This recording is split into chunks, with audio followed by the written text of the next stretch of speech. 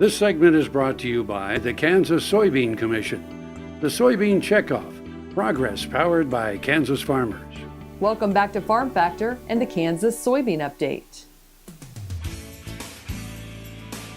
This is the Kansas Soybean Update. It's brought to you by the Kansas Soybean Commission. The Soybean Checkoff, progress powered by Kansas farmers. Joe Steinkamp, an Indiana soybean producer who serves on the American Soybean Association's Board of Directors and Governing Committee, joins us. And Joe, one of the big awards for ASA are the Conservation and Legacy Awards. And right now, ASA is currently accepting applications for the awards. Yes, the applications for the Conservation Legacy Awards are going to be accepted, I believe, until September 7th, and you can go to the ASA website to pick up that application. And ASA has been hosting this along with Corn and Soybean Giant Chess for over 15 years. And what's the biggest reason why you want to honor soybean producers with the Conservation Legacy Award? The people that we send 60% of our soybean crop to, that would be all of our customers outside of the United States. They're interested in finding out how we're growing our crops sustainably on our farms. And conservation is a big step in growing our crops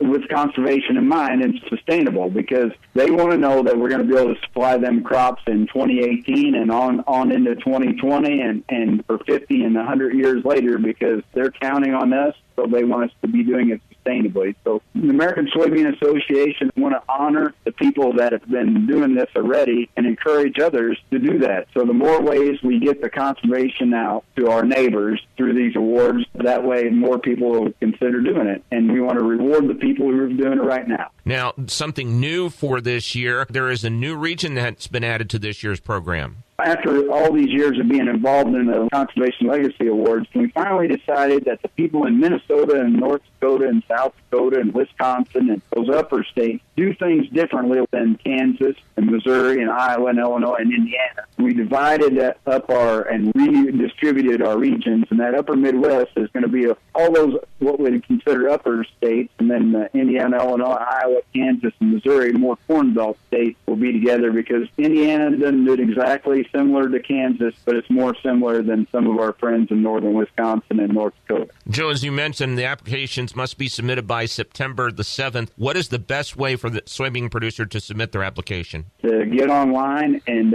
read the requirements from the American Soybean Association website, and then everything, of course, can be submitted electronically. That's Joe Steinkamp, an Indiana soybean producer who serves on American Soybean Association's Board of Directors and Governing Committee. He joins us on the Kansas Soybean Update. It's brought to you by the Kansas Soybean Commission. The Soybean Checkoff, progress powered by Kansas farmers. Learn more at kansassoybeans.org. For Kansas Soybeans, I'm Greg Akagi.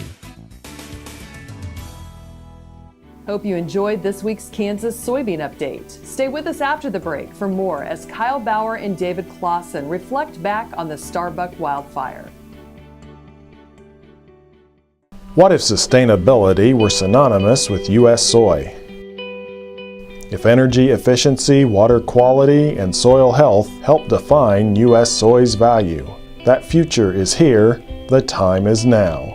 To meet end-user demands, the Soybean Checkoff is committing to sustainability that's achievable, worthwhile, and enduring. A message from the Kansas Soybean Commission, the Soybean Checkoff, progress powered by Kansas farmers.